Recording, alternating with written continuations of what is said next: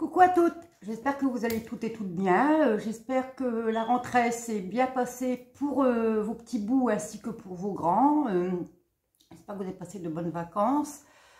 Donc aujourd'hui on se retrouve pour une petite vidéo un peu, voilà, juste pour vous montrer un album folio. Donc c'est mon premier album folio, donc j'avais été voir sur Pinterest, j'ai regardé aussi sur une chaîne américaine.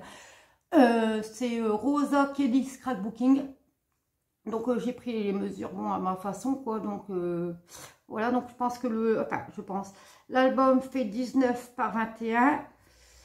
19 par 21. Donc la tranche ici fait 3 cm. Donc ici 3 cm. Et ici, ici ça fait 7,5. Donc cet album folio a été réalisé avec la collection de chez Prima. Donc Apricot au nez. Voilà, donc comme j'ai posté sur Facebook, il y a des personnes qui m'ont demandé le nom de la collection et de quelle marque. Mais malheureusement, quand ils ont été sur certains sites, le papier était en rupture.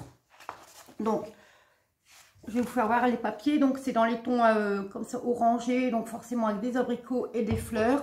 Donc, vous avez plusieurs... donc, j'ai déjà utilisé, forcément. Ensuite, vous avez marbré ici, avec les papillons. Vous avez ici comme un style de, on dirait carrelage ou mural. Avec ici tous les petits dice cut à découper.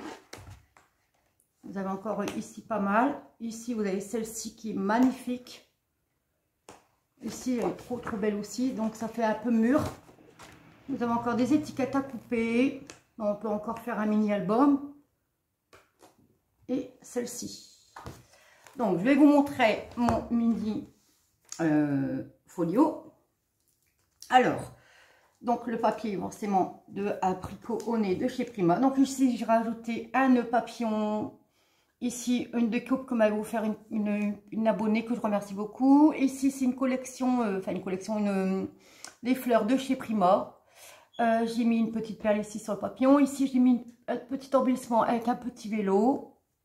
Ici en dessous, un petit dice cut avec le papillon. Ici, pour fermer l'album, parce que malheureusement, je n'ai pas de fermoir ni d'aimant. Donc, j'ai trouvé ça chez Noz il y a un petit moment. Donc, c'est un serre-tête en fait. Voilà, moi, j'utilise pour un fermoir. Voilà. Donc, il s'ouvre comme ceci et comme ceci. Donc, ici, j'ai fait une petite pochette avec un dice cut. Ici, une petite carte où on peut y glisser des photos. Ici, j'ai fait un rabat, hop, avec le superbe papier papillon. Ici, bon, je dois encore finir, donc on peut y rajouter pas mal de photos. Ensuite, à côté, j'ai fait une sorte de petite boîte. Donc, hop, ici, j'ai fait une sorte de petite boîte.